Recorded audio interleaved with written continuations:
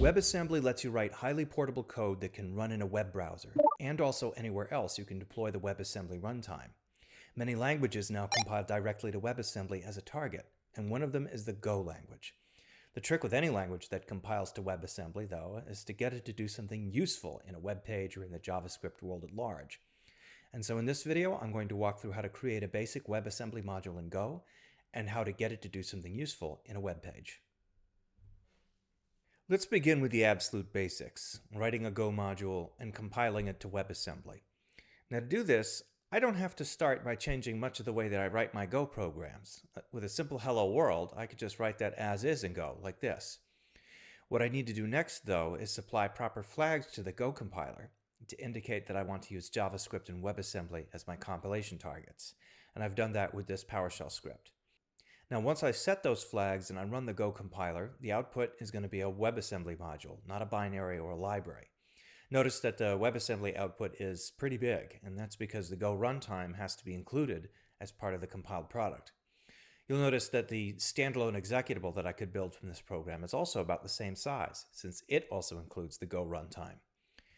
Now to use this in a web page, we need to include a piece of boilerplate JavaScript that loads our WebAssembly module, makes it available, and executes it. So if we access this page through a local web server to serve it up correctly, you'll see we have in the console the output from our print statement, a hello world message, and that's created by our WebAssembly module.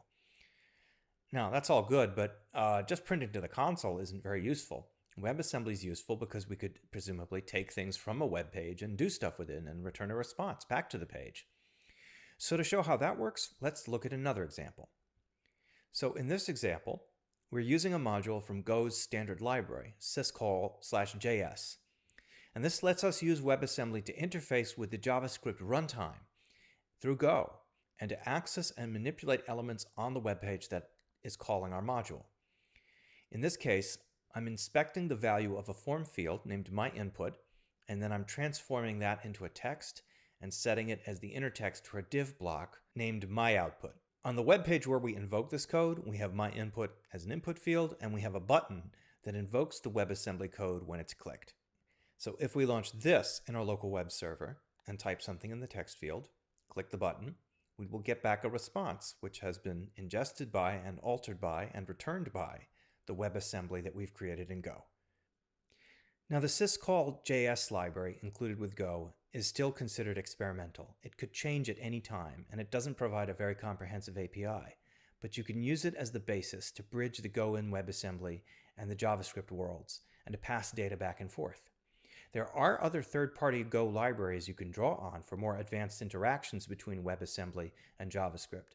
But if you just want to build basic modules in Go that talk to the JavaScript side of things, you can do that with what Go gives you right out of the box. That's it for this episode. If you liked it, leave a comment below, and don't forget to follow Dev with Serdar and InfoWorld on Facebook, YouTube, and Infoworld.com.